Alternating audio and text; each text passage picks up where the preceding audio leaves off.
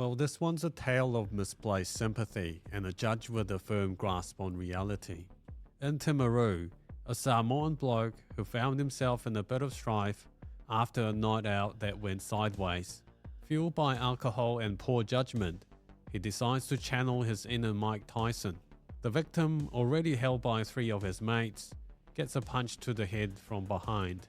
This man, on a 3-year work visa, claimed he sent his earnings back home to Samoa, painting a picture of a dedicated family man.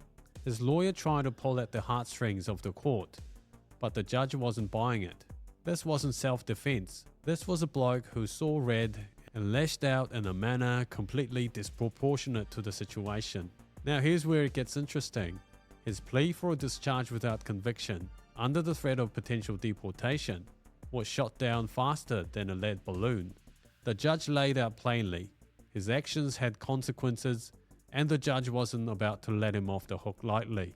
A conviction was warranted, and with it, a sentence of 60 hours of community work.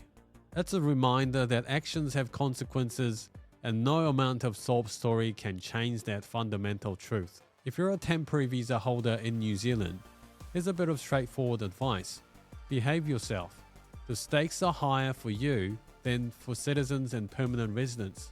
Breaking the law doesn't just mean facing the usual legal consequences. It can throw your entire future into disarray and have you removed from New Zealand altogether.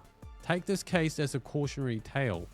A conviction can make your next visa application a nightmare, as Immigration New Zealand will scrutinise your character. Worse, they might slap you with a deportation liability notice, effectively ending your time in New Zealand. The judge acknowledged that while the man was remorseful and made an early guilty plea, it wasn't enough to tip the scales in his favour. So it's simple. If you're on a temporary visa, play by the rules. Don't risk your future in this country with reckless behaviour. It's not just about facing a judge, it's about potentially losing your right to stay in New Zealand. Deportation or not, his actions were out of all proportion to what could have been considered a reasonable response, and he had to face the music. Let this be a lesson. Stay on the straight and narrow because the consequences are too severe to gamble with. And that's the immigration news in New Zealand today. Don't forget to subscribe and follow for more immigration content. Ka kite anō.